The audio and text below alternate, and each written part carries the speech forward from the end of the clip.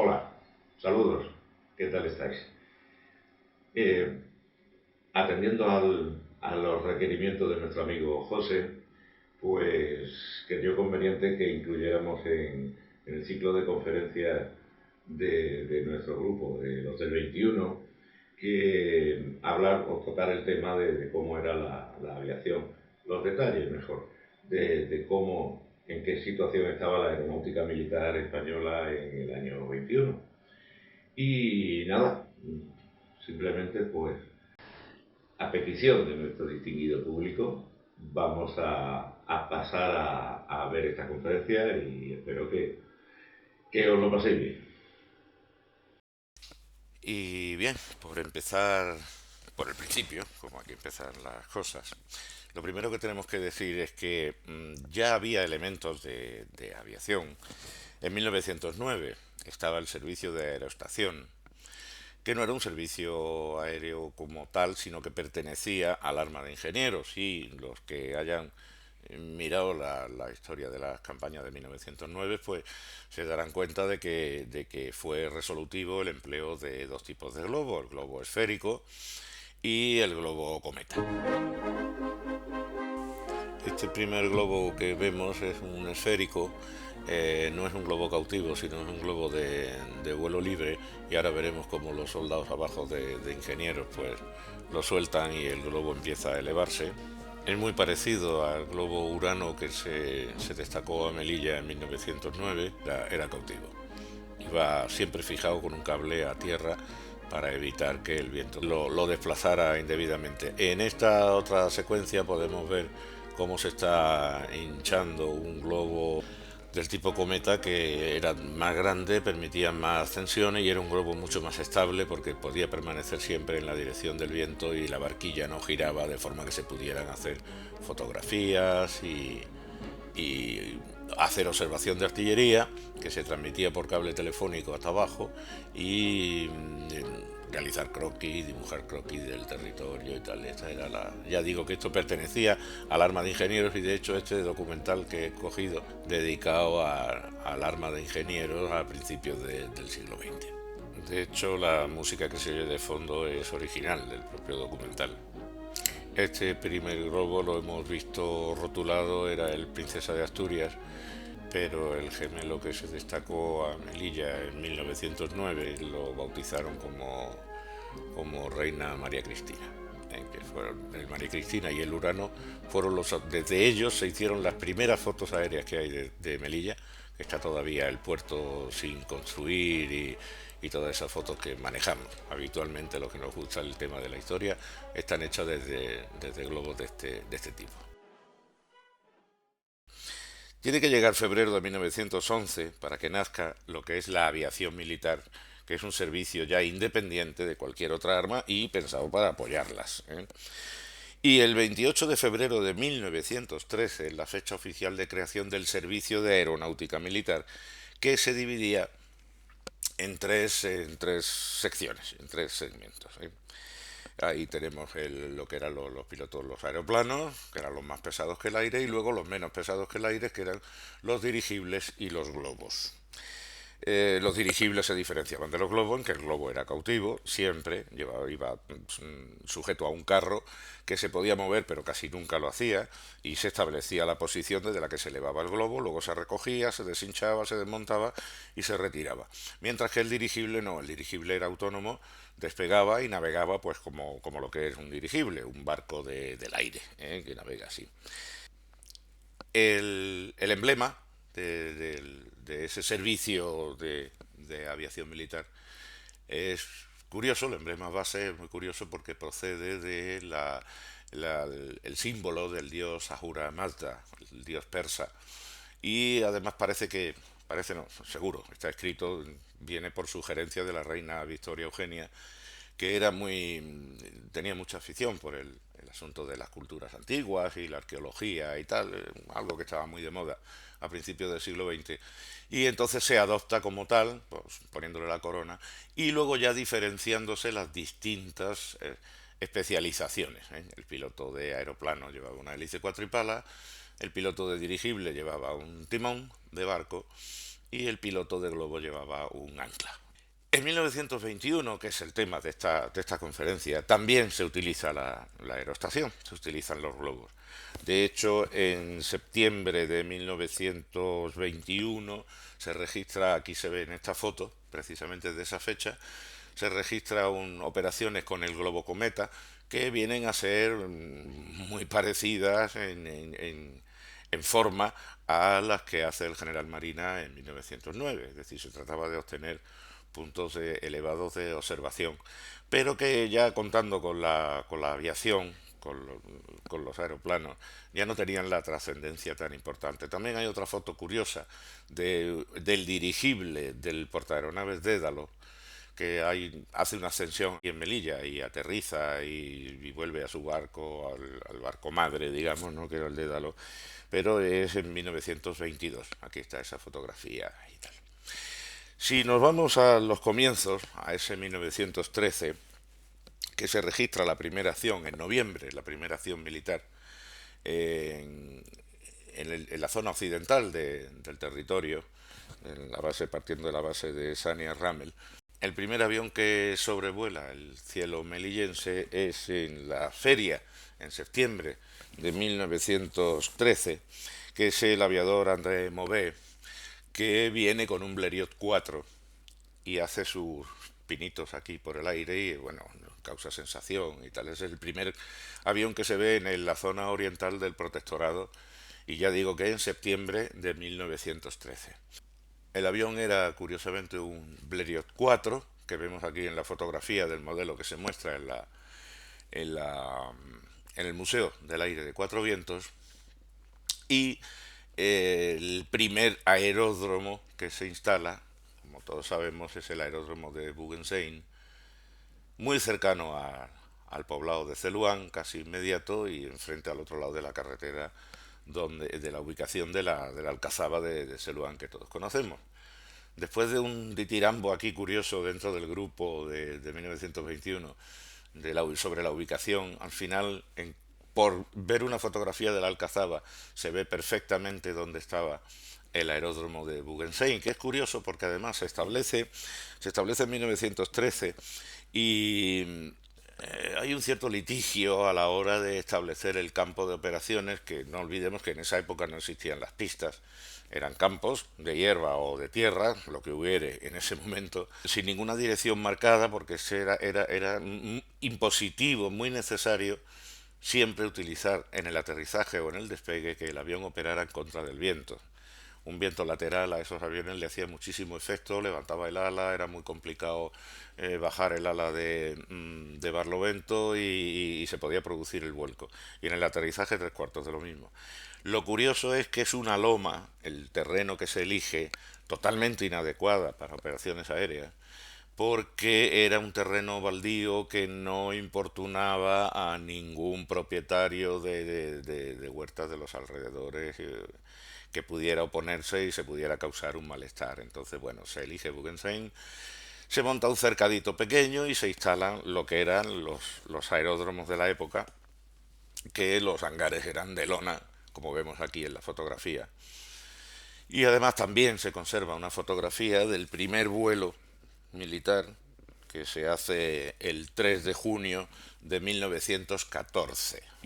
Hay un vuelo militar de observación. Bueno, los vuelos hay que decir que duraban muy poquitos y porque los aviones en principio tenían muy poca autonomía, solamente se podían utilizar cuando las condiciones meteorológicas eran totalmente favorables, no había más, y aún así se registraban accidentes muy continuamente. Las bajas en el servicio aeronáutico, si contemplamos toda la campaña de 1921 a 1927, más del 56% se debió a accidentes o bien en tierra que se producían o bien operando a la hora de tomar o a la hora de despegar. Como cosa curiosa, ese tipo de avión, el Newport 4M concretamente, que era el que entró en servicio en 1914 en Buggensein, era un avión de madera, la estructura de madera y recubierto de lona en la superficie sobre todo en las alas, no llevaba alerones, simplemente se trataba de un sistema por el cual el volante del piloto lo que hacía era variar el ángulo de inclinación del ala completamente. Y así conseguía la fuerza de alabeo que hacía inclinarse el avión a un lado y a otro, y luego los pedales del timón que movían el timón a un lado y a otro. Lo curioso de este sistema, de este avión, es que iban dotados con el motor Leron francés, que era un motor rotativo. El motor rotativo se utilizó en aquella época y no se volvió a utilizar más, porque era la única solución a la tecnología de entonces. No había demasiados avances. Era un motor que se diseñó para motocicletas y que se utilizaba en este tipo de aviones. No solo en este tipo de aviones, se utilizó en la Primera Guerra Mundial en bastantes modelos, incluso aviones muy famosos como el Fokker DR-1, el del Barón Rojo y tal, llevaba un motor rotativo. Lo curioso, no hay que confundir el motor rotativo con el motor radial. El motor radial, que sigue existiendo incluso en algunos aviones antiguos que todavía vuelan, el motor radial es un motor normal que lleva la disposición de los cilindros en estrella y que van todos conectados a un cigüeñal que hace girar una hélice. Hay dos sistemas cuando hablamos de motores que no son motores a reacción, los motores de explosión o sea de combustión interna, no de explosión, también los ha habido diésel, pero se utilizaron muy poco, sobre todo los rusos utilizaron motores diésel.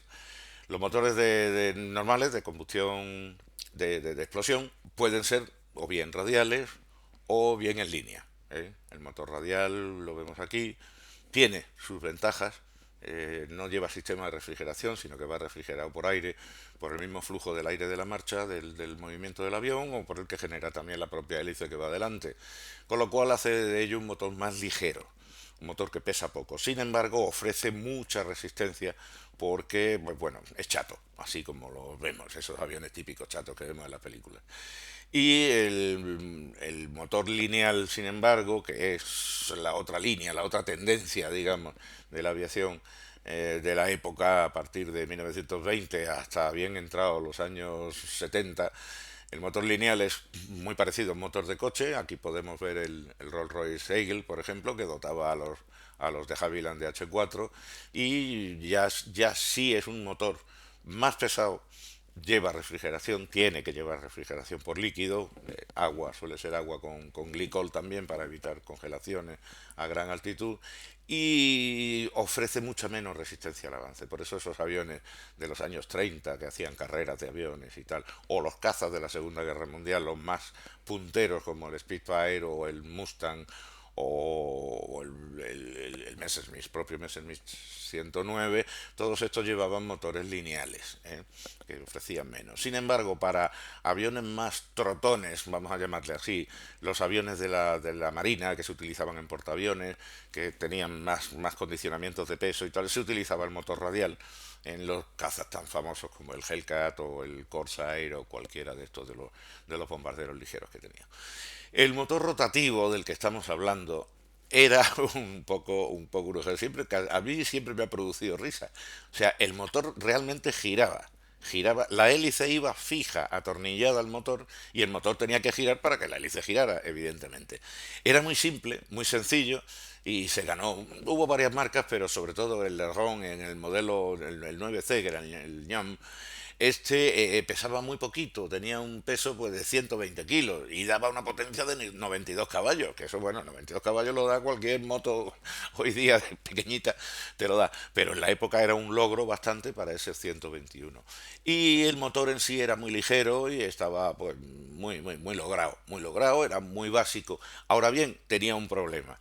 El hecho de que girara el motor creaba una fuerza centrífuga tan grande que alimentaba, sin necesidad de bombeo, sin necesidad de bomba, por aspiración del propio pistón y la fuerza centrífuga, hacía que la gasolina fluyera hacia la cámara de combustión, pero el aceite lubricante también. El aceite lubricante se iba y no había forma de hacerlo retroceder de nuevo al cárter, con lo cual había que expulsarlo. Aquí en esta imagen podemos ver un motor rotativo, que lo tienen la foto parada y la foto en marcha. Ahí veis cómo el motor va girando. y gira a la velocidad que sea necesario hacer girar la hélice.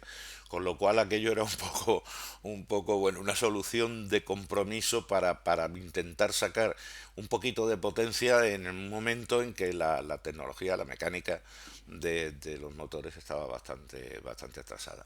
Por poner otro ejemplo que se vea bien, aquí en esta foto se ve un Fokker de R1 con el motor parado y se ven los cilindros asomando por debajo de la carcasa, pegados a la hélice, y luego la siguiente con el motor en marcha y ya se ve como los cilindros giran. Hay otra foto preciosa además de Havilland, una foto actual de un modelo que está volando todavía, perdón, de un Avro 504, también se ve girar el motor por el hueco, por la abertura que hay debajo del carenado, y esta otra del Fokker de R7, del Barón Rojo, también se ve. El problema que tenía, un problema bastante grave, era que ese aceite se perdía. El aceite que se utilizaba para lubricación de los lerones y todos los rotativos era aceite de ricino. El aceite de ricino, todo el mundo conoce los efectos que causa la fisiología humana, es decir, que afloja la tripa en cuanto lo bebes.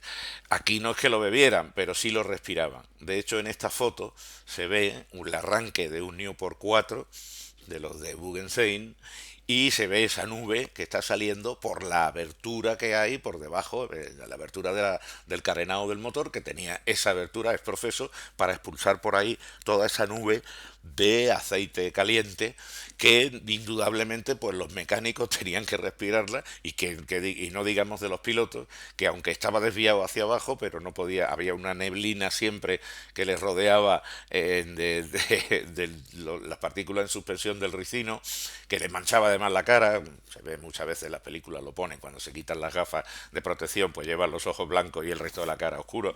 Todo eso eran los escapes del aceite que se perdía. Le llamaban la innoble ducha de ricino, porque gracias a que los vuelos eran cortos, pues la cosa no iba a mayores. Pero cuentan los veteranos de la época, en los escritos de la época, que el aterrizaje a la vuelta de un vuelo, de uno de estos aviones con motor rotativo, lo primero que hacía el piloto antes de ir a dar novedades o a informar de lo que fuera, era ir corriendo al baño, dar rienda suelta al esfínter, a la diarrea que le había producido el ricino, y luego después ya se convertía en una persona normal y no una persona batuizada, bañada por la innoble ducha del lubricante. Tenemos que esperar hasta 1920 para que aparezca la nueva dotación de aviones. Ten en cuenta, la Primera Guerra Mundial acaba en 1918 y en 1920 España se convierte en receptora de un material que en muchos casos usados, en otros no, estaban en bastante buenas condiciones, pero sobre todo estaban muy bien probados. Es decir, que España puede escoger en un plantel enorme de modelos los que le vinieran mejor a sus necesidades aeronáuticas. Entonces aparece el que fue caballo de batalla de toda la aeronáutica militar durante toda la campaña, que es el de Havilland, el DH4, con motor Rolls-Royce Eagle. Aquí tenemos una foto de los pilotos que llegan y en Guggenheim sustituyen a los Newport 4 y ya dejan de respirar aceite de ricino, porque como vemos el de Havilland 4 lleva un motor Eagle en línea. En realidad es un motor en V, más que en línea, y casi 400 caballos, aunque también pesaban mucho más, y entonces pues bueno, las ventajas no eran tan grandes. Aquí en esta foto de los pilotos yo al único que identifico es al segundo por la izquierda, por las 3 estrellas de capitán, que seguramente no fijo, es el capitán Pío Fernández Mulero, que estaba a cargo de la escuadrilla. Y ahí tenemos los 6 aparatos, que no siempre estuvieron operativos los 6, pero que funcionaron, ¿no? Estuvieron en dotación, quiero decir. La otra foto, ahí se ve todo el personal al completo de la escuadrilla, enfrente de dos de Havilland DH4. A estos se les llamaba normalmente los Rolls, por el hecho de que llevaran motor Rolls Royce y tal, pues, y siempre se utiliza un apelativo corto para hablar de los modelos de aviones, no tener que decir todo el rato los de Havilland y tal.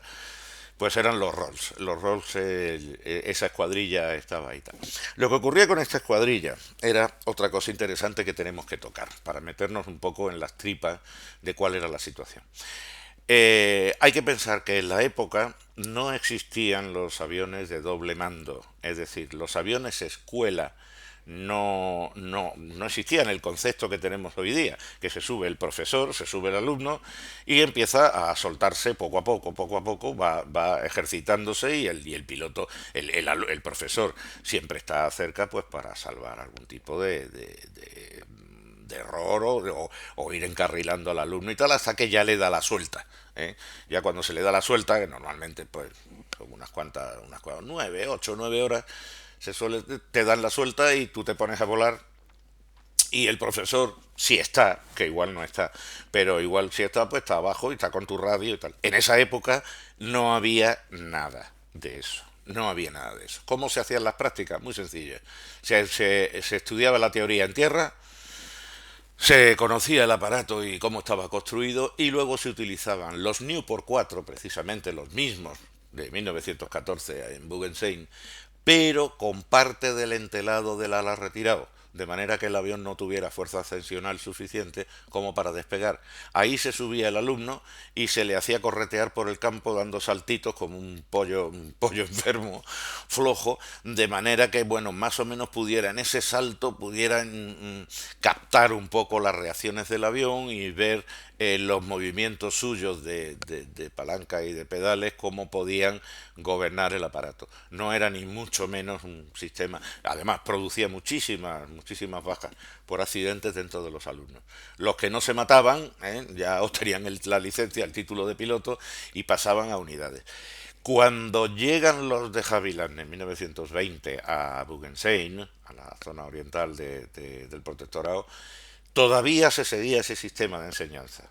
No había un avión de doble mando y el piloto se formaba un poco por suerte. O sea, hay que imaginarse la primera vez que se subieran en un de Havilland, en un DH-4, ya un avión de guerra, un avión pesado, un avión no fácil de manejar, y ya explicaremos luego, iremos viendo por qué.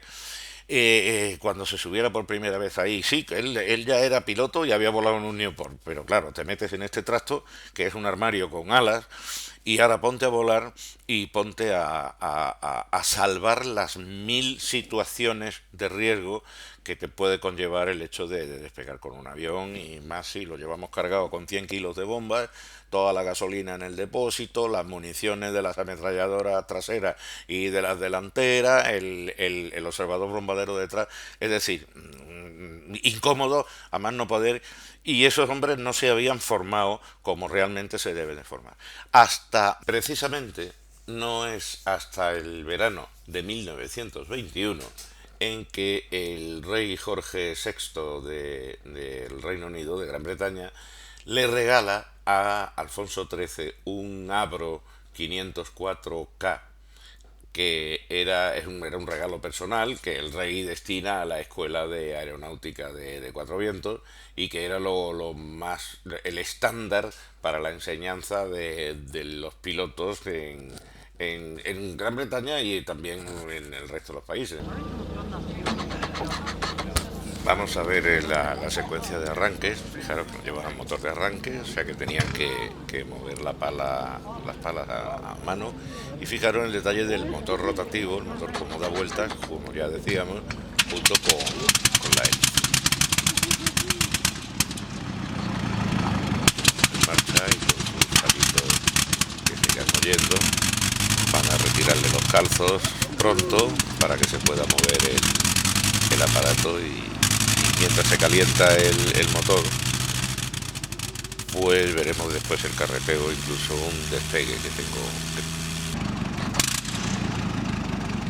Ahí le están quitando los calzos, que es el único freno que tiene el avión. Y ahora vamos a darnos cuenta, como siempre tiene que haber 2 o 3 incluso personas para auxiliar al movimiento del avión en tierra, puesto que al carecer de frenos no podía hacer un freno diferencial para girar a un lado y a otro, y eran muy torpes. O sea, el avión prácticamente había que encarrilarlo hasta que ya alcanzaba una cierta velocidad, se podía poner a rodar, y ya sí con el timón, con lo que es el timón de dirección, ya podía controlar un poco la posición de la cola y ir variando el morro a un lado y a otro.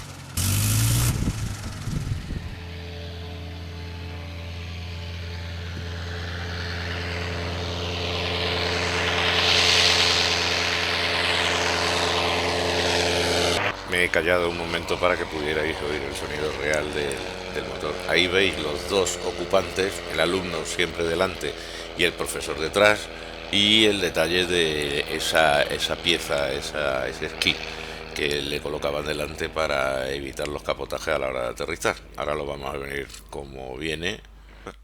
Fijaros el humo del escape y mezclado, por supuesto, con el escape también del aceite, no solo de la combustión de los cilindros, y esa neblina blanca que hemos visto flotando ahí.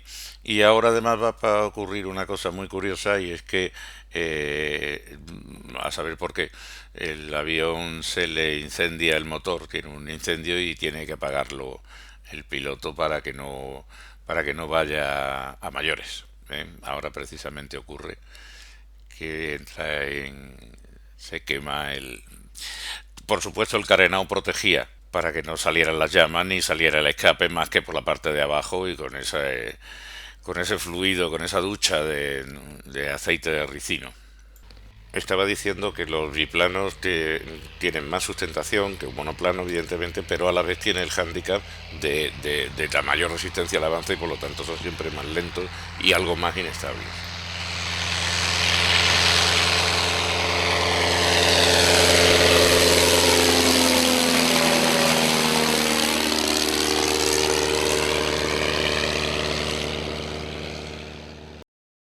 Ahí lo tenemos, ese es el ejemplar que se conserva en el Museo de Cuatro Vientos y ahí se ve perfectamente, también lleva motor rotativo, lleva un patín entre las ruedas, si lo veis, que salva para evitar los capotajes en los alumnos y evitar que rompa la hélice o capote y vuelque, que sería mucho peor. Lleva esa especie de esquí, esa especie de patín para evitarlo, y tenía doble mando, es decir, ahí subía el alumno y ahí subía el profesor. Pero esto ya digo que no empieza a funcionar un solo avión en Cuatro Vientos hasta el verano de 1921, con lo cual las promociones posteriores, esa célebre promoción de los 100 pilotos que se forman y que llegan a primeros de 1922 a la zona del protectorado, esos ya venían formados.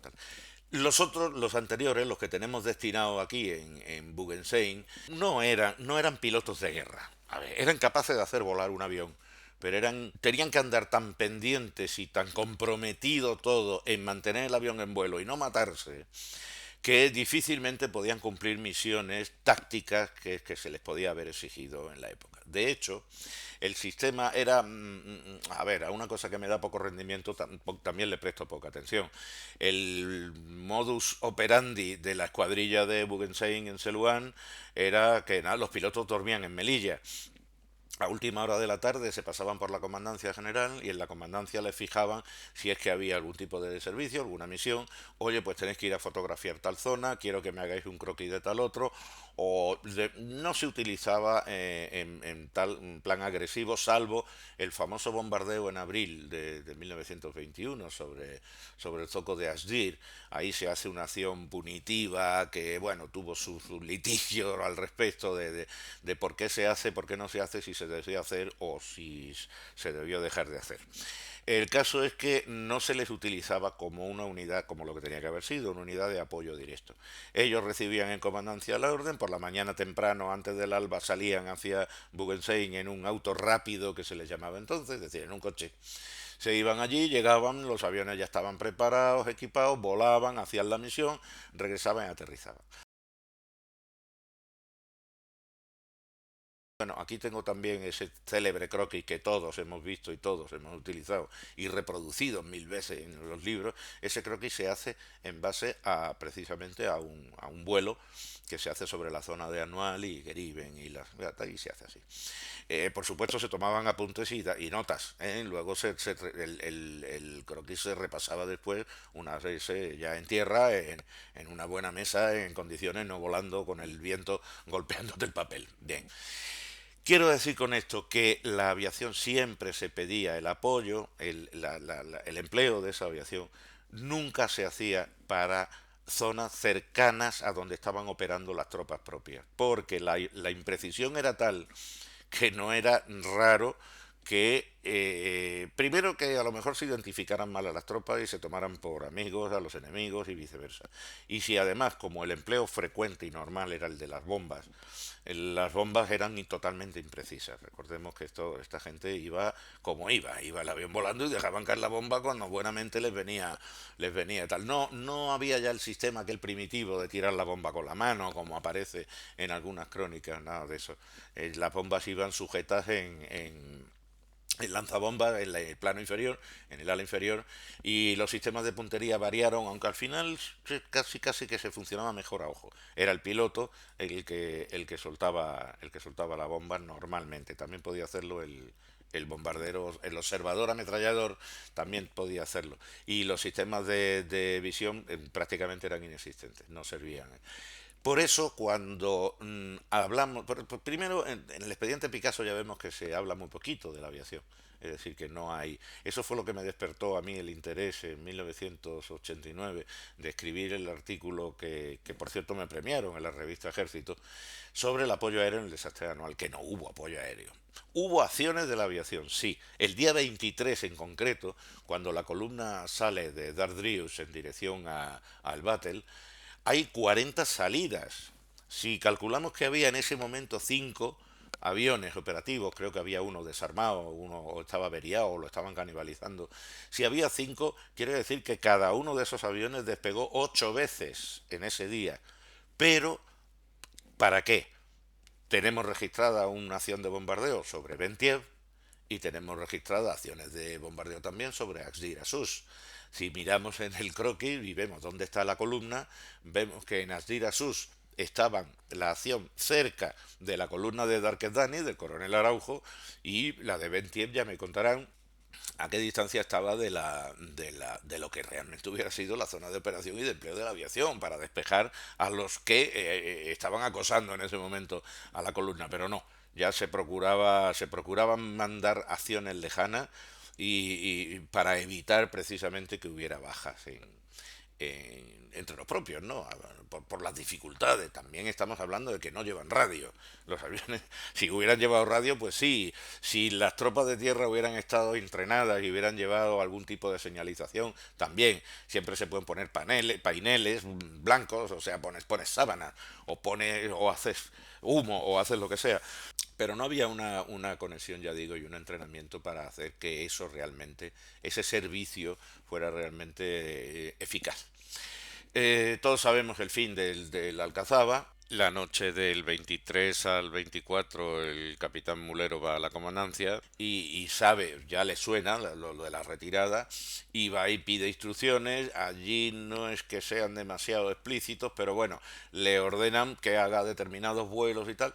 Y por la mañana del 24, cuando salen a la altura de Atalayón, creo recordar, ahí ya no pueden pasar en dirección al, al aeródromo porque ya está todo cortado, la carretera cortada, recibe fuego desde las laderas del Gurugú y tiene que retroceder a Melilla.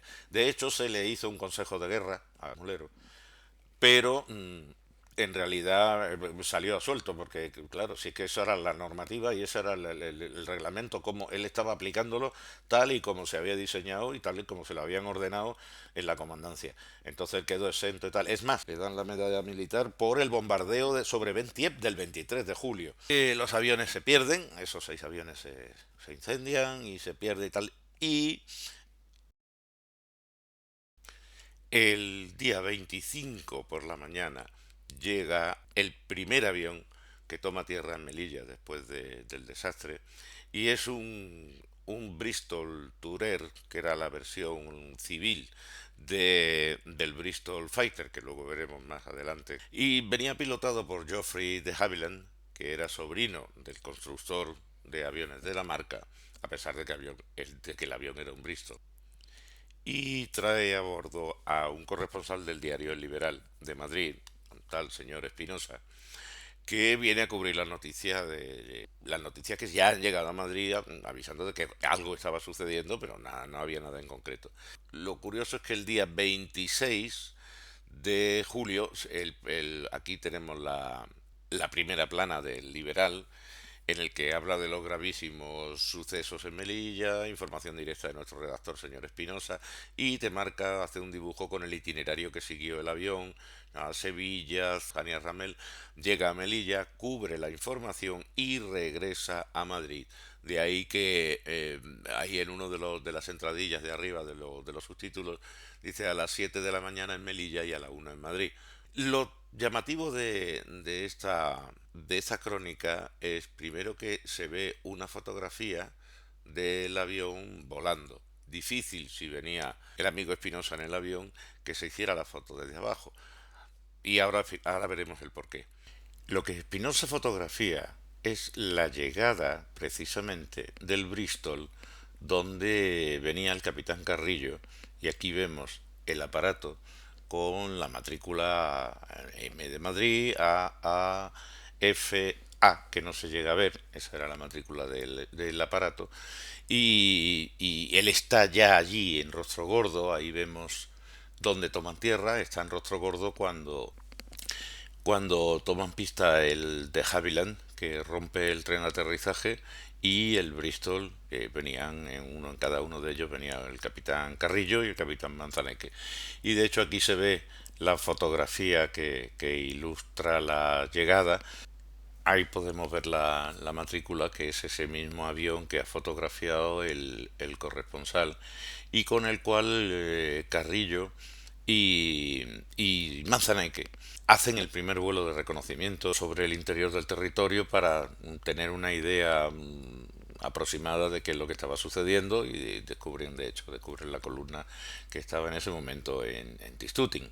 Luego regresan y parece ser que esa foto ya es difícil establecer si se ha hecho a la llegada de la península o a la llegada de ese primer vuelo, y poco después se ponen a buscar un asentamiento apropiado que no fuera Rostro Gordo, que era impracticable. Según algunas de las noticias de las crónicas históricas de la aviación, el Bristol se queda en Melilla alquilado por la Comandancia General, lo cual, ya digo, viene a contradecir un poco lo que tenemos palpable, la documentación que tenemos palpable aquí en el periódico Liberal. No obstante, se me ocurre pensar que efectivamente de Havilland vuelve a Madrid con el periodista para dar su crónica y posiblemente regresará más tarde a Melilla, porque siguió operando aquí haciendo vuelos de observación y de aprovisionamiento de la columna cuando llega ya a Montearruy. Al día siguiente de tomar, es decir, podemos decir que el 26 de julio ya habían visto el único campo con posibilidades, que sería la hípica. ¿eh? La hípica era lo que le llamaban la hípica realmente, es donde después estuvo la hípica, es decir, donde después está ahora mismo, actualmente, la hípica en Melilla.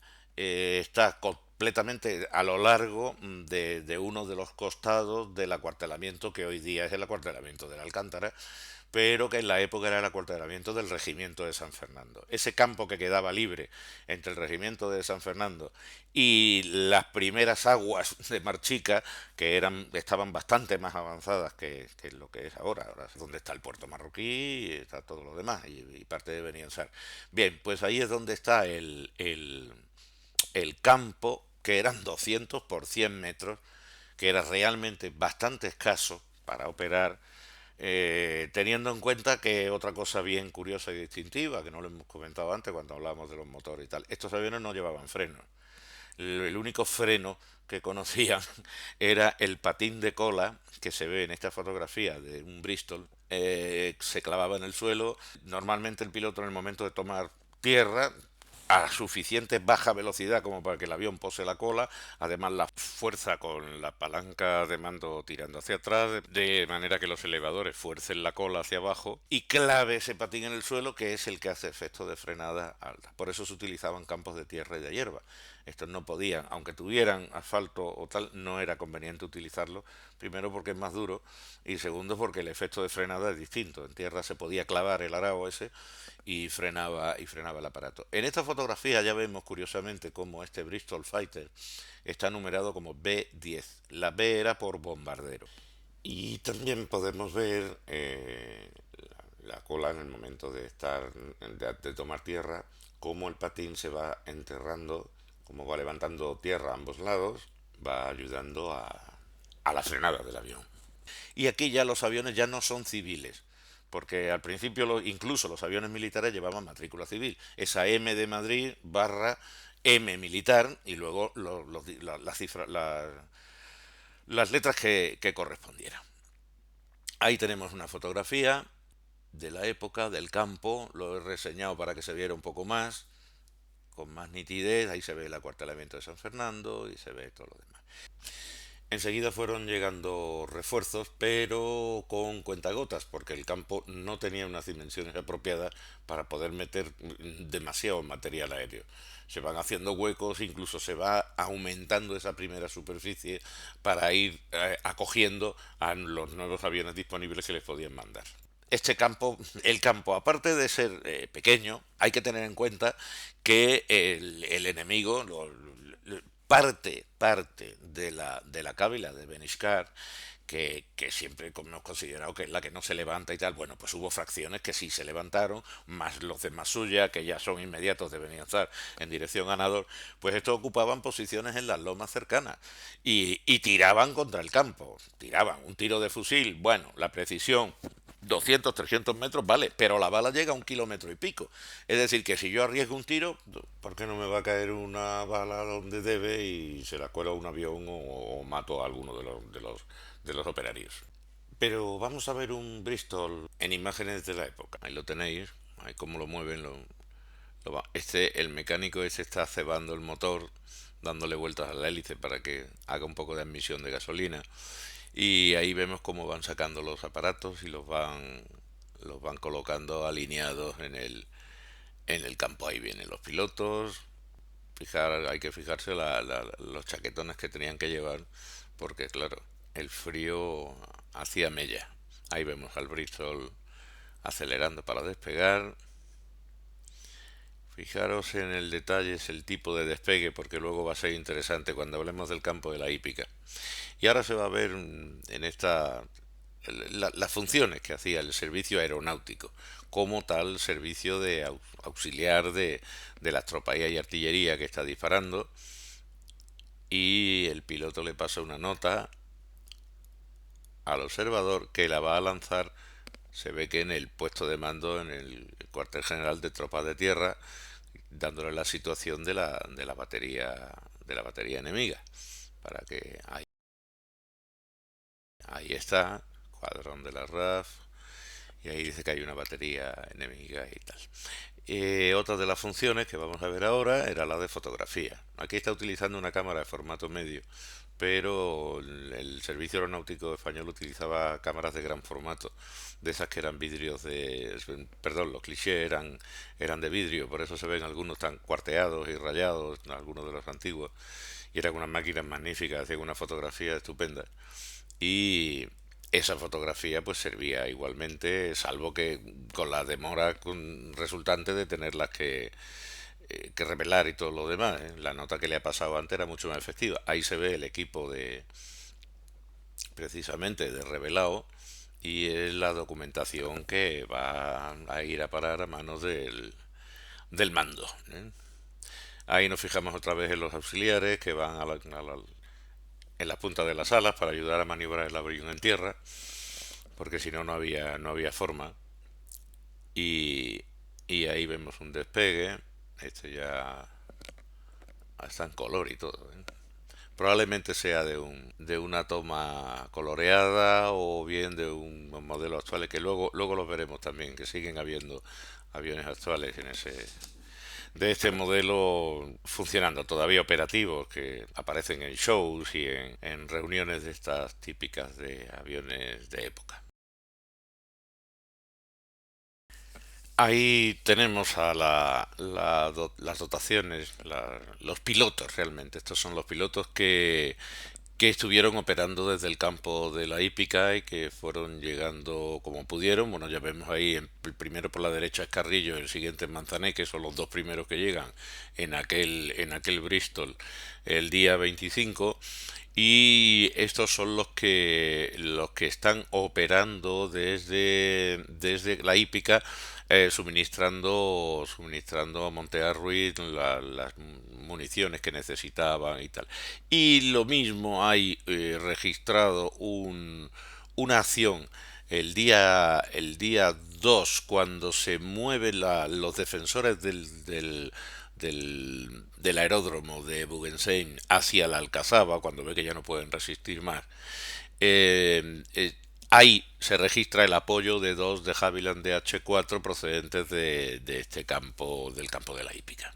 Además de los inconvenientes de tamaño y de estar batido por el fuego enemigo, dependiendo de dónde soplara el viento, ya hemos dicho que siempre había, y en realidad eso es una cosa que es un axioma en aviación, siempre hay que maniobrar de cara al viento. Es decir, yo aterrizo y despego de cara al viento porque el viento que sopla en mi contra hace que aumente la velocidad relativa del avión. Si vemos aquí en el croquis que he puesto, si el viento soplaba de poniente, no había ningún problema. Se entraba desde la playa con toda tranquilidad y todo relajo y lejos del fuego enemigo y todo lo demás, y como vemos en esta animación, pues se producía la arribada y la aproximación y el aterrizaje sin más problema, teniendo en cuenta además que el aterrizaje se hacía descargado. El avión venía descargado de bombas y bajo de combustible, con lo cual el avión más ligero y mucho mejor. Pero a la hora de despegar, había dos opciones. El avión, al despegar, ya veremos después como lo que le costaba despegar, tiene que salir contra viento, está soplando poniente, y me tengo que meter o bien en las colinas o sobrevolar la línea defensiva que en ese momento existía, estamos hablando del 28, 29, 30 de julio de 1921, y echarme encima de los tiradores enemigos que los había a cientos. Imaginaros, con la lentitud que volaban esos aviones, los podían acribillar. ¿La solución qué era? La solución era hacer una virada lo más rápido posible una vez en el aire, irme paralelo a la carretera y a ir tomando altura y tal. El problema está en que esos aviones eran muy torpes a la hora de maniobrar, y más a tan poca altura del suelo. Los pilotos normalmente no se arriesgaban hasta que no alcanzaban los 1000 pies, los 300 metros de altura, no se arriesgaban a hacer maniobras con el avión a plena carga, estamos hablando, porque sale para una misión. Una característica muy de los aviones de la época es que el avión siempre iba casi a pleno rendimiento de motor, es decir, me quedaba muy poca reserva de potencia.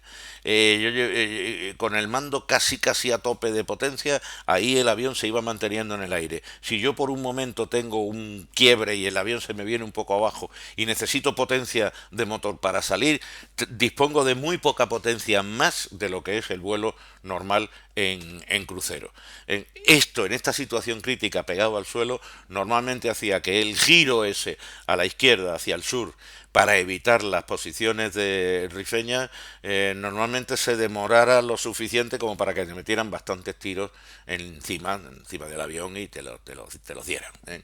Eh, por fortuna iba a decir, sí, los aviones tenían la ventaja de que salvo la zona del motor que iba con revestimiento metálico, el resto era lona, y la lona, pues bueno, la podía agujerear todo lo que quisiera, y cuando volvías otra vez al aeródromo y aterrizaba, lo que hacían los mecánicos era meter taquitos de madera con un martillo, palitos de madera del calibre de las balas o del roto que tuviera en la lona, le iban dando y lo metía y lo tapalaba. Había aviones que llegaron a llevar 300 taquitos de esos de madera, cuyo peso hay que añadir al peso total del avión, claro. Así que la cosa no era tan fácil. Y luego tenemos la otra situación. Cuando el viento es el viento de levante, pues muy bien, para despegar magnífico, viento de cara, me tocase y despego. Y si me pasa algo, lo más que me puede pasar es que caiga y pegue un panzazo en el mar. Pero a la hora de aterrizar sí que se ponía la cosa más bien seria. Ya de hecho se cuentan las crónicas que cuando con viento de levante ponías en marcha el motor, eso alertaba a los tiradores rifeños que había en las lomas, que se liaban a tiros, ya a tiros largos y tal, y a partir creo que fue del 28, 29, ya había al menos un cañón en el Gurugú que ya empezaba a disparar.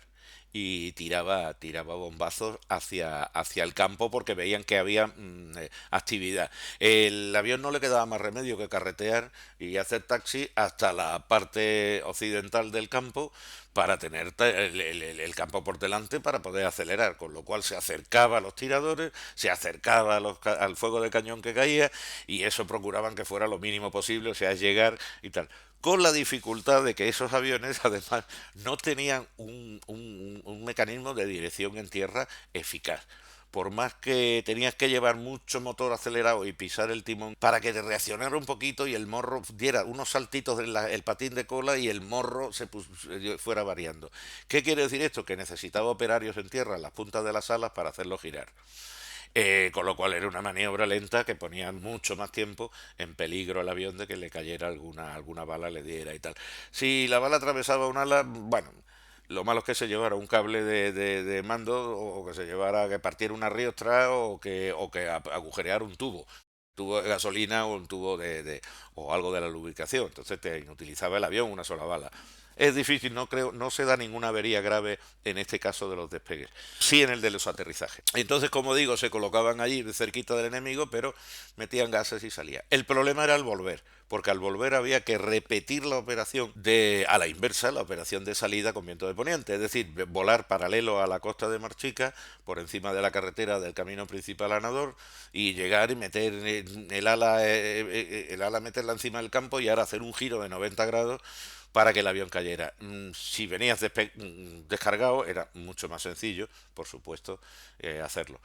Y hablando de cargas, hay que recordar que durante todos estos días, hasta el día 11 de agosto, de aquí es de donde salen los vuelos para aprovisionar al Monte Arroy, que estaba la posición sitiada. Normalmente se utilizaron sobre todo, creo recordar, que se tiraron municiones, se tiraron medicinas sobre todo, y lo que más se tiró, se lanzó, fue agua. Agua en forma de barras de hielo que llevaban sujetas los aviones debajo de la sala en una especie de redes. Bueno, el hielo y todo lo demás lo llevaban así y llevaban un sistema de cierre que era unos cordeles que los maniobraba el ametrallador y cuando pasaban por encima soltaban y la red se abría y caía el hielo. No siempre caía dentro de la posición, es evidente, porque la precisión de la aerodinámica de la barra de hielo no se podía calcular bien, pero bueno, así es como funcionaba. A todo esto, el cañón que se le llamaba, realmente fueron hasta 6 cañones los que emplazaron los rifeños en el Gurugú para disparar sobre Melilla. El cañón del Gurugú no había forma de localizarlo, no había manera. Se hacían vuelos se elevaban los dirigibles, perdón, los globos cautivos, los aviones siempre procuraban tal, los observadores estaban todo el día pendientes a ver si veían el destello para poder establecer unas coordenadas y poder tirar, y no había forma, estuvo tirando impunemente bastante tiempo, y eso que ya digo que estaba toda la artillería de la plaza a la espera de distinguir un fogonazo para poder batir la zona, a ver si rompían el cañón de una puñetera vez, siempre pensando que era uno, cuando ya digo que eran 6, y además bien camuflados en zonas bastante poco visibles desde Melilla. La escuadra también esperaba en la dársena, de hecho estaba el acorazado Alfonso XIII estuvo muy presente, y también el España, en esta fotografía, que está además rotulada arriba, la fecha es septiembre del 21. Aquí tenemos al acorazado Alfonso XIII, el Princesa de Asturias, todos en la rada, con las calderas, una caldera en marcha al menos, y aguantando, esperando a ver si había forma. Hasta que a finales de septiembre, el capitán Manzaneque consigue descubrir una pieza, fijar su posición y luego pasarle las coordenadas a la artillería, con lo cual se desata un fuego tremendo sobre esa pieza y el acto además es muy valorado como significativo, ¿no? En toda la ciudad y en los periódicos, tanto el periódico local como en los corresponsales que había radicando en la ciudad de Melilla y que celebran con mucho alborozo el hecho de haber podido por primera vez descubrir una de esas piezas que no paraba de disparar contra la ciudad y haberla destruido o al menos impedido que siguiera. Aquí vemos esta típica imagen de Melilla de 1922 que está hecha desde precisamente uno de los aviones de Tawima. En el momento de las operaciones de reconquista, pues bueno, se comienza con la aviación que se puede meter con calzador en el campo de la hípica y recordemos que el día 17 de septiembre es cuando se inicia la ofensiva desde las posiciones más avanzadas de Atalayón y desde las posiciones avanzadas de los regimientos que estaban en lo que es la Restinga. Ahí tenemos las tres líneas típicas y clásicas de la salida en Fuerza de Melilla y la aviación colabora, por supuesto la escuadra también apoya con fuego y solamente en el sector este de Atalayón se cuentan 17 baterías de artillería haciendo fuego y batiendo el terreno bueno, en ese cambio que todos hemos visto, en ese cambio tan drástico y tan brusco que experimenta las tropas en el empleo de la fuerza, que se hace de una manera mucho más metódica, más lógica y más fielmente táctica, por llamarle de alguna forma. En cuanto avanza el terreno prácticamente en manos. El nadador se toma el mismo 17 y luego se sigue avanzando y en cuanto ya hay una cierta seguridad se habilita a prisas y corriendo lo que es el aeródromo de Tahuima, que después se convierte en aeropuerto y es el que hemos conocido hasta que en el 69 se cierra porque ya se abre el aeropuerto de Melilla en el interior de la frontera y deja de utilizarse el de Tahuima. Aquí vemos una foto que seguramente corresponde a 1923 por el tipo de avión y por cómo está de avanzada la obra, 23 o 24 tiene que ser las obras de los hangares y tal.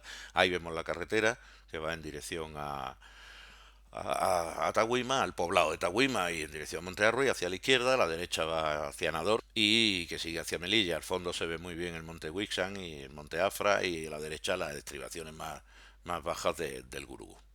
El material sigue siendo el mismo que vimos a los primeros días de la guerra, de la campaña. Ahí tenemos en esta fotografía, se ven perfectamente el Bristol Fighter en primera línea, todavía con matrícula civil, y luego en esta otra también, este primero de la izquierda que se ve, que no se ve completo, se ve la cola, es un DH4, un Rolls, y luego vemos los Bristol, que son todos los demás, y estos eran los aviones. Enseguida que Tahuima queda configurado y ya se considera que va a ser estable, llega además un grupo expedicionario de dos escuadrillas, si mal no recuerdo, que luego se ampliaron a tres, de Breguet 14, que es otro modelo de bombardero ligero de la Primera Guerra Mundial que fue muy empleado. Era un avión, no sé si era más barato, la verdad es que no lo sé, pero con profusión se empleó en tanto en la zona oriental como en la zona occidental. Sin embargo, siempre el caballo de batalla fue el de Havilland 4 y el Bristol Fighter, cada uno con sus características distintas que ahora las veremos. Me estoy fijando en esta fotografía curiosa de la ceremonia de una misa con las bombetas ahí, las bombas. Esas bombas son las que empezaron a tirarse a mano desde los Newport y luego se disparaban, se lanzaban desde lanzabombas situados en la parte baja de las alas de los de Havilland, de los Rolls y de los Bristol y de los Breguet también. El de Havilland DH4 Rolls era un avión muy regular en el sentido positivo, era un avión resistente, estable, su motor no sufría averías imprevistas normalmente y era bastante apreciado por los pilotos. El Bristol F-2 Fighter era un avión más ligero, cargaba menos bombas, menos peso, pero era más ágil, se movía mejor y entonces había pilotos que preferían esa característica a la regularidad y a la estabilidad del Rolls, del de Havilland Rolls. Y el Breguet 14 era un avión que, digamos, estaba entre medias de los dos. Cargaba lo mismo, quizá un poquito más que el de Havilland, pero era un avión más lentorro y bastante más estable. Lo curioso es que los tres modelos llevan el mismo tipo de armamento y el mismo tipo de calibre, evidentemente, lo cual facilitaba mucho las tareas de suministro. Es decir, la munición que llegaba a Tahuima tenía que ser siempre de 7,7 milímetros y de las características estas para las Vickers y para las Lewis que iban montadas en el puesto trasero. Estos fueron los tres caballos de batalla de la aviación en 1921 y en adelante. Aquí en esta foto se aprecia claramente el defecto más grande que tenía el de Havilland, el Rolls, y es que el piloto y el observador ametrallador iban separados. En medio de ellos iba ubicado el depósito de combustible, con lo cual la comunicación entre los dos era prácticamente inexistente, a no ser que a grito pelado y con gestos de las manos o poco más. Estos aviones nunca llevaron interfono, ni mucho menos llevaron radio, y aún peor, nunca los pilotos de esa época, ni hasta el final de la guerra, usaron los paracaídas, aunque los había disponibles, pero los desechaban, no los consideraban algo digno, ¿eh? Era como, era como si el capitán del barco sube por la mañana al puente de mando con el salvavidas puesto. Le resultaba indecoroso, por llamarle de alguna forma así más entendible. Y bueno, ese era el defecto que tenía este aparato. Esta otra foto también, con matrícula civil todavía. Yo no creo recordar a los de Havilland, quizás por las condiciones de compra y tal, nunca llevaron una identificación puramente militar como sí pasó con los Bristol, ¿eh? Siempre los recuerdo en todo momento con la matrícula, con el registro civil. La matrícula que en la época, ahora mismo en España, todos sabemos que es EC, Eco Charlie, esa es la inicial que identifica los aviones en España, civiles. Aquí en España se matriculó como Madrid, no llevaban una E. Respecto a lo que antes decía de que sobre el Breguet 14, que era un avión más barato de adquirir, cuando a principios de 1922 se hace una colecta general en toda España y todos los ayuntamientos y las diputaciones reúnen dinero y tal para comprar aviones y mandarlos allí al frente para colaborar en la guerra. O sea, la gente se iba a una corrida de toros y los toreros toreaban sin cobrar, y el dinero que se recaudaba el empresario, toda la plaza, lo donaba a la diputación y tal. O bien se hacía una rifa, o bien se hacía un partido de fútbol, o bien se hacía cualquier actividad que generara un aporte de dinero, y con eso se compraban aviones y más equipo, pero lo más sonado eran los aviones. Como cosa curiosa, aquí en esta lámina se ve el avión que donan los españoles residentes en Manila, nada más y nada menos. Siempre llevaron estos aviones el rótulo, estuvieron operando con el rótulo de la Diputación que los regaló, que puso el dinero para comprarlos, y a veces el escudo también, en algunos casos. Tenía pero una foto tan mala y se ve tan mal que ni siquiera lo he considerado ponerla, que se ve el escudo de la Diputación. Y siempre son Breguet 14, por lo que me inclino a pensar que eran más baratos o más fáciles de conseguir que los de Havilland o los Bristol. Muy poco tiempo después, a finales de 1922, aparece un modelo que sería también otro caballo de batalla de los buenos. Y además vino a sustituir, no del todo, siguieron operando juntos, pero vino a sustituir al de Havilland 4, al DH4, que es el DH9. En el DH9 es un desarrollo del H4 en el cual se evita ese primer inconveniente de tener separados a los tripulantes, se retrasa la cabina del piloto y se sitúa el tanque de combustible entre el motor y el piloto, de manera que primero tiene más visibilidad. El piloto por la parte trasera, por el borde de fuga del ala, ve mucho más, y además está pegadito al ametrallador. Y además el tanque de combustible, cuyo peso es variable en función del consumo, está situado justo en el centro de gravedad del avión. Y estos aviones vienen todos dotados con tres tipos de motor. Usaron el Hispano-Suiza. Aquí, para los que se trajeron a España, se les montó un motor Hispano-Suiza que no dio un rendimiento muy bueno, pero sobre todo el mejor fue el Napier Lion, que era un motor muy fiable, un motor muy bueno, y que tuvieron la mayoría. Y tanto es así que estos aviones, estamos hablando que llegaron en 1922, estos aviones duraron hasta la Guerra Civil Española, siguieron operando, lo mismo que algunos de los Breguet 14, ¿eh?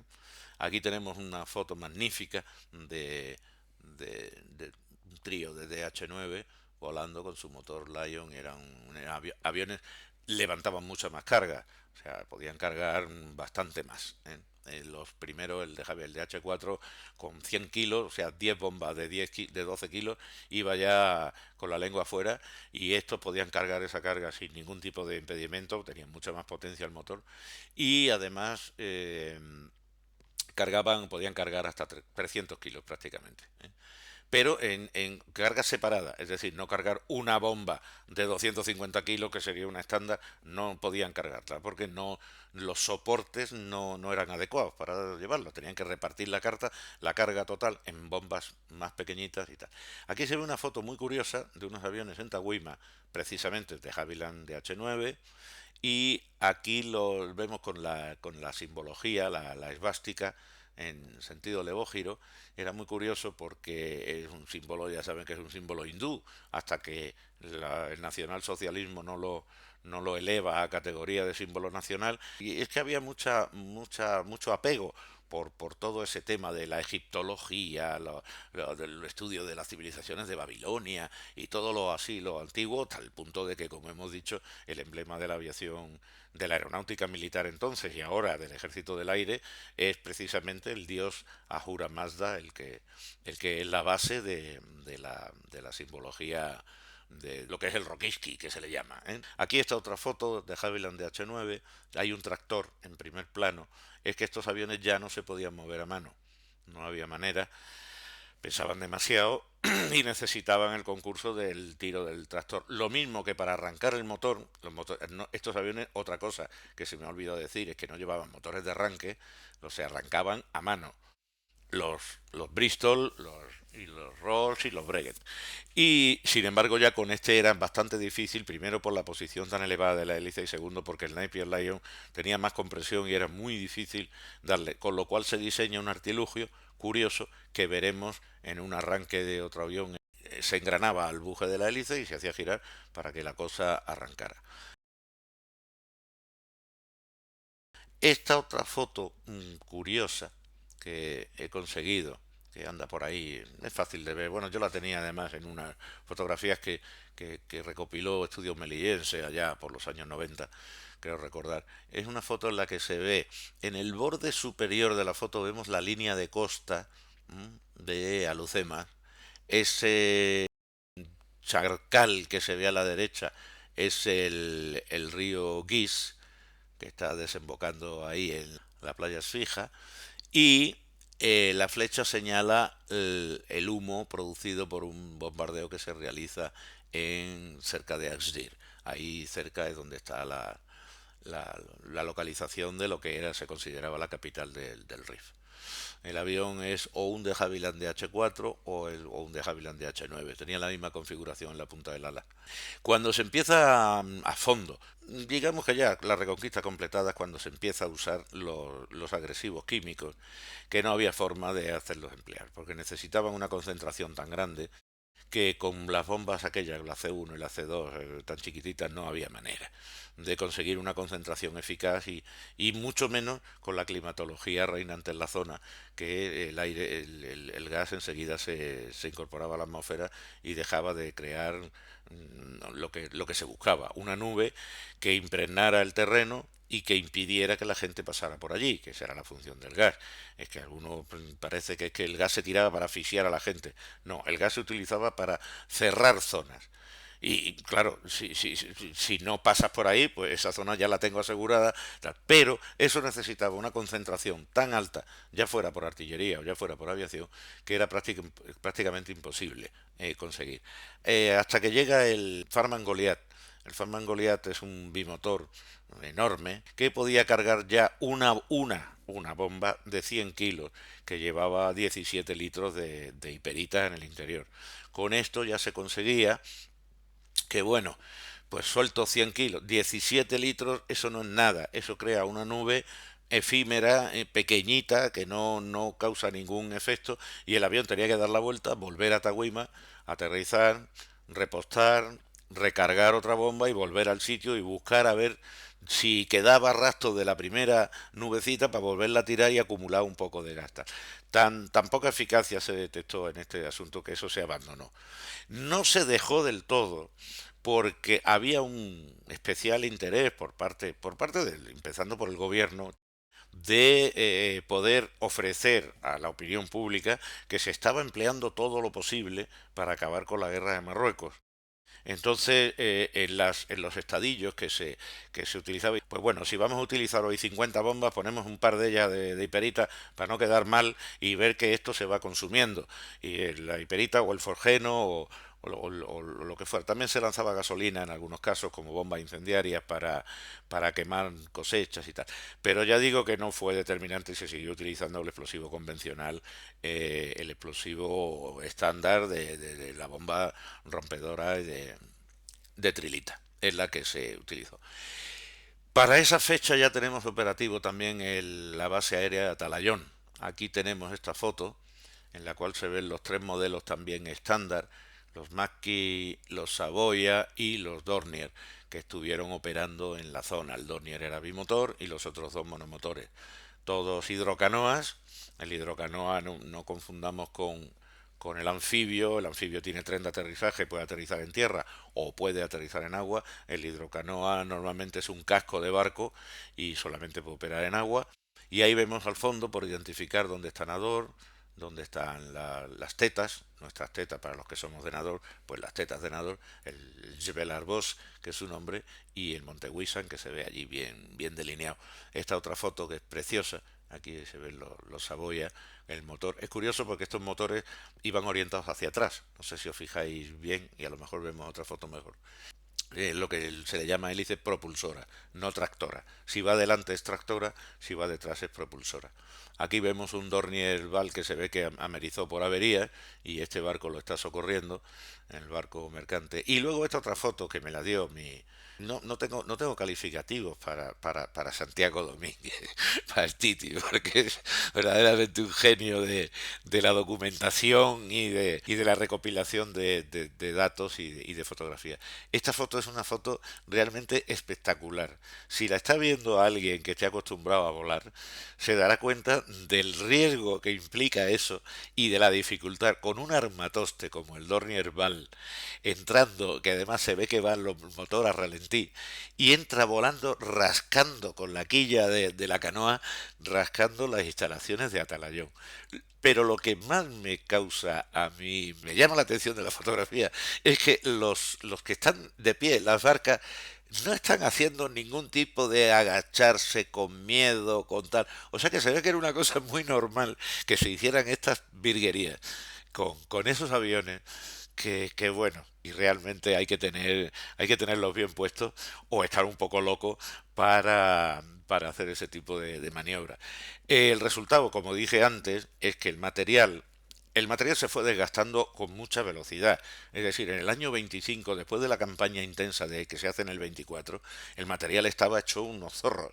Estaban los aviones gastados, faltaban repuestos, tal. Y eso, y sobre todo también, no hay que despreciarlo, el cansancio de los pilotos hace que el dato que he dado yo antes, que el más del 56 quizás más por ciento de las bajas de material, no hablo de bajas de pilotos, sino de averías del material, fue precisamente por accidente. En este caso estamos viendo un capotaje de un de Havilland que está ahí con las patas para arriba a saber dónde estará. Está porque había aeródromos de apoyo en Tistutin, en Midar y al final en Errais, el campo Errais que estaba cercano a Lucema. Y ahí, bueno, en Dark Dani también había aeródromos de apoyo. Y tal, estos otros, que hay un Potés a la izquierda y un DH4 que se han empotrado los dos, pues bueno, la visibilidad no era la mejor cuando llevas la cola atrás y llevas todo el morro tapándote el frente, tienes que andar mirando, tienes que andar como un gorrión con la cabeza de un lado para otro, un lado para otro, un lado para otro, y si el otro no se ha percibido o lo que sea y tal, tú no tienes freno para frenar, que esa es otra cosa, pues ahí tenemos otro buen morrazo que se ha pegado este DH4. Ahí se lo ha pegado y están todos observando los destrozos del aparato. Y esta otra, imaginaros cómo se ha quedado el avión, cómo se bajarían de ahí los tripulantes, ¿no? Ahí se quedó, de pie. La aviación ya sabemos que empieza a utilizarse como apoyo táctico. Aquí ya, en este momento, sí. En este momento los pilotos están bien formados. Para ellos volar ya se convierte en intuitivo, forma parte de tu vida. Y ya lo que ya eres capaz es de buscar qué quiero hacer con el avión. no volar, sino simplemente que quiero que haga el avión. Es decir, apunto a metrallo, bombardeo, me voy, vengo y tal, y bajo lo más que pueda para que tenga más efecto las ráfagas de las máquinas, de las ametralladoras y todo lo demás. Y este es el empleo para el que se diseña la aviación en ese tiempo. En ese tiempo. De hecho, eh, es aquí donde se inventa el vuelo a la española, que se llama.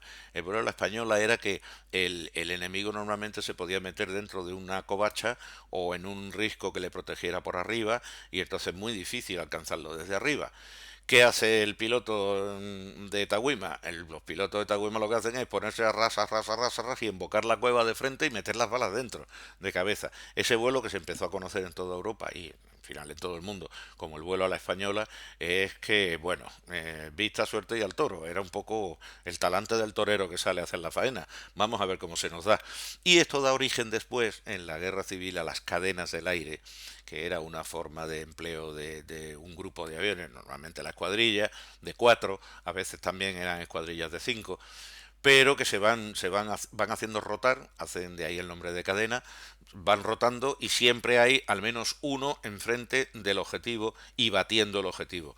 Con lo cual, en 15 o 20 minutos de operación he machacado el objetivo con 4 con 5 aviones y sin dejar sobre todo de hacer presión y de hacer fuego.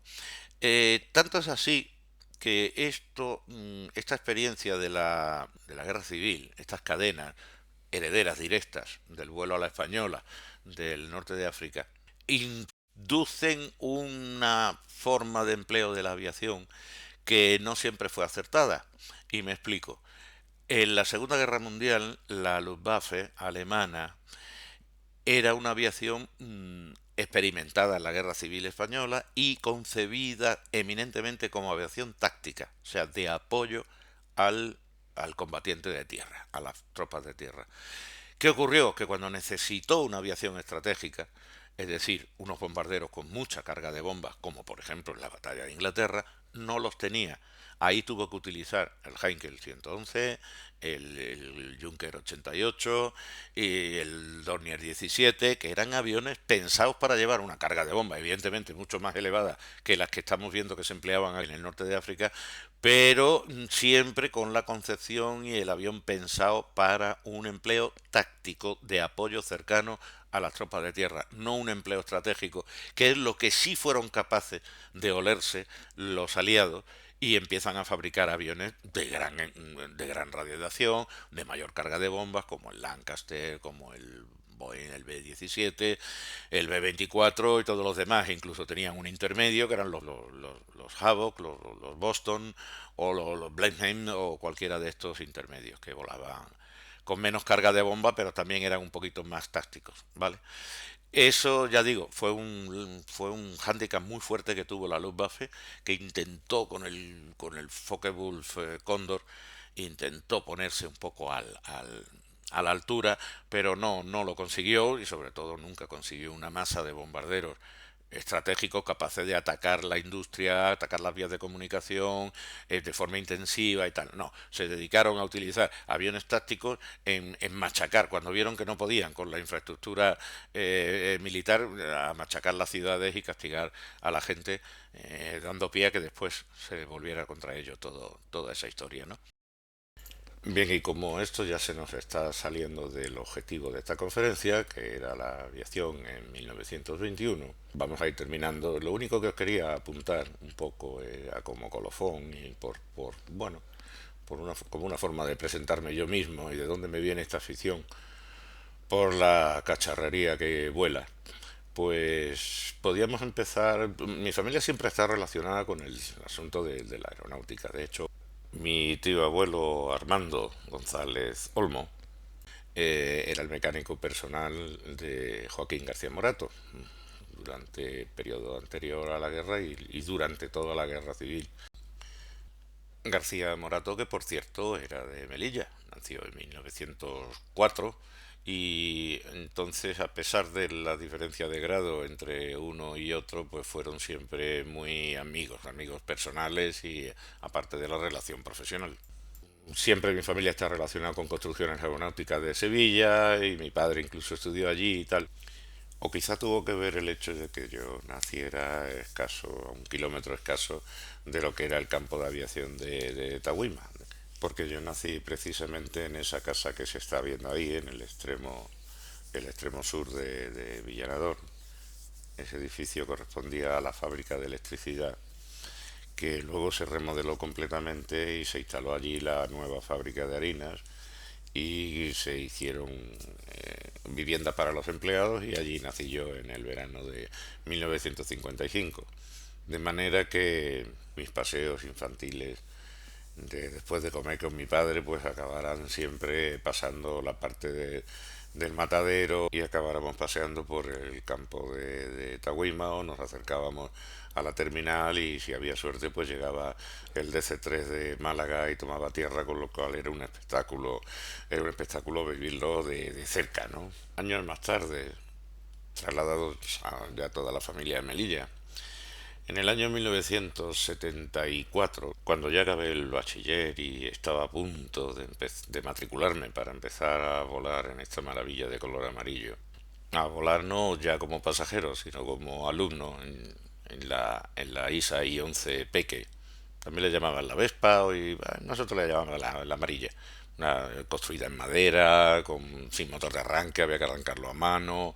En fin, que era una de esas verdaderas maravillas, pero se me truncó la situación desde el momento en que tuve que ir ya a afrontar mi profesión, que fue la de militar, y optar a la Academia General Básica de Suboficiales. Ya en segundo año, y ahí sí se puede decir que yo he empezado bien, bien, bien desde abajo, en el segundo año de academia ya me surgió la posibilidad, siendo de artillería, de sacarme el diplomilla de piloto de lo que ahora se llama dron, de una forma muy general, pero que entonces llamábamos aviones blancos radiodirigidos, ¿eh? Y se utilizaban precisamente pues para entrenar a los apuntadores de artillería, y allí estuvimos nosotros liados en el segundo año en la Academia de Segovia, pues manejándonos con todos estos chismes y tal. Y en el tercer año ya pasábamos a la parte seria, a la parte gorda, que era con los aviones, con los Beechcraft Cardinal, esto que eran ya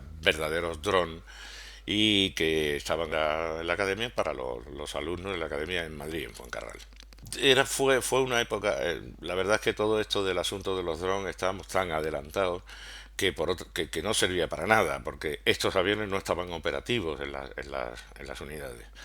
No estaban operativos, la unidad no estaba operativa, salvo para asuntos de enseñanza, pues porque no era un momento, estamos hablando del año 77, el dron no era algo que se contemplara en la doctrina, ni estaban los planteamientos operativos de las unidades contemplaban el empleo de estos aviones, que servían tanto para remolcar blancos, que es esa cosa naranja que hay ahí, remolcar blancos, o bien colocárseles un pod de reconocimiento para hacer reconocimiento aéreo, y etcétera, y meteorológico también, varias funciones, que ya digo que no se emplearon, y eso quedó aparcado. Nosotros los 10 pilotos que salimos de esas aeronaves, pues estuvimos prácticamente sin operar, y alguno que estuvo con los ligeros, aquellos que veíamos al principio en unidades antiaéreas, que sí tenían secciones de aviones blancos.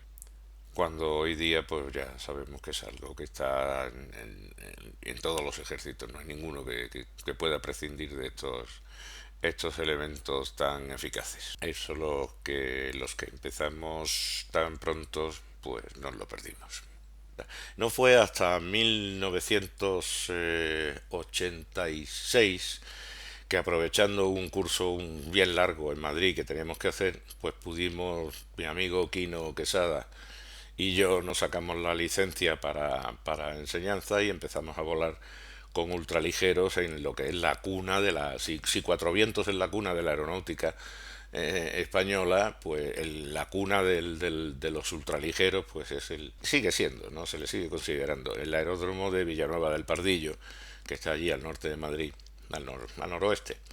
Y ahí fue donde empezamos y hicimos nuestros pinitos ya, y empezamos a manejar aviones.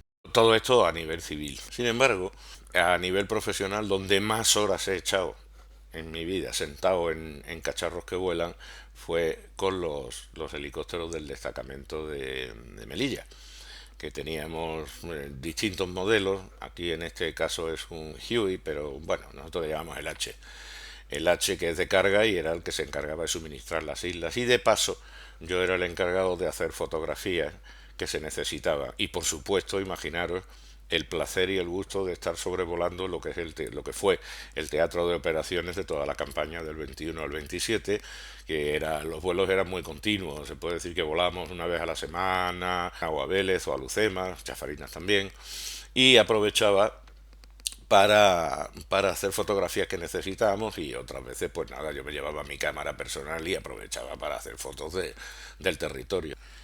Lo bueno era cuando le tocaba al destacamento montarlo al batallón de helicópteros de ataque de Almagro, y entonces nos venían los Messerschmitt, los MBB BO 105, que los veo, que le llamábamos nosotros, que esto, además de los pilotos estar muy entrenados, pues en vuelos bajos y en vuelos tácticos de ataque, pues entonces nos permitíamos hacer pinitos, y eso era una maravilla. Por ejemplo, entrar en Vélez siguiendo el cauce seco del Badis, del Wadi, y llegando y apareciendo de golpe y porrazo encima de la playa y sobrevolando la maroma de frontera, y por supuesto dándole un susto mayúsculo a los mecánicos que estaban allí de turno ese día. Bueno, esas experiencias, ese tipo de vuelo eran los más estimulantes, evidentemente. El caso es que yo siempre he estado muy apegado al tema de la aviación, y aprovechando mis 7 años viviendo en Sudamérica, pues ahí ya la sorpresa es mayúscula cuando te encuentras que en algunos sitios todavía se utilizan incluso los aviones de los años 40 o años 50 para hacer traslados, transportes a los pueblos remotos de la selva y todo lo demás.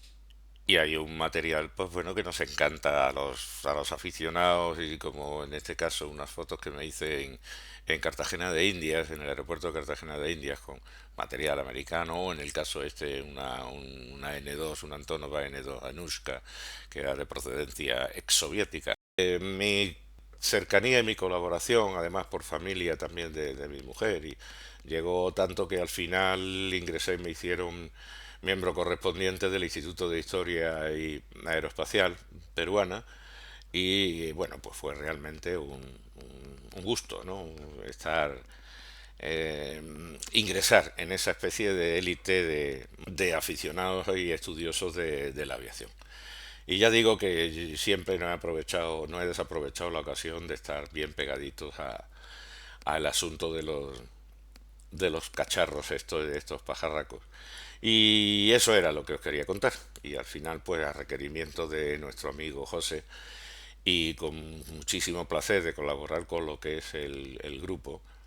Bueno, aquí de hecho tengo una foto con una cazadora de vuelo que me regaló mi amigo y pariente Carlos Portillo, general retirado y piloto de caza de la Fuerza Aérea Peruana, y a la que con mucho orgullo he cosido el emblema de nuestro grupo. Y eso es todo lo que os quería contar, y lo que espero que sea de vuestro agrado y tal. Cualquier pregunta que hagáis dentro del grupo, pues yo procuraré no despistarme y responderla en lo que sepa, en lo que sepa.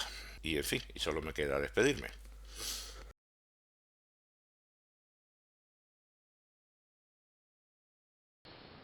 Y eso ha sido todo. Espero que haya resultado de vuestro agrado, y ya sabéis que en la página podéis plantear si tenéis algún tipo de pregunta específica de algo que no hayamos tocado o que sí hayamos tocado, es decir, lo que es establecer el diálogo que se hace siempre después de cualquiera de las conferencias que se ponen aquí en este grupo. Un saludo a todos.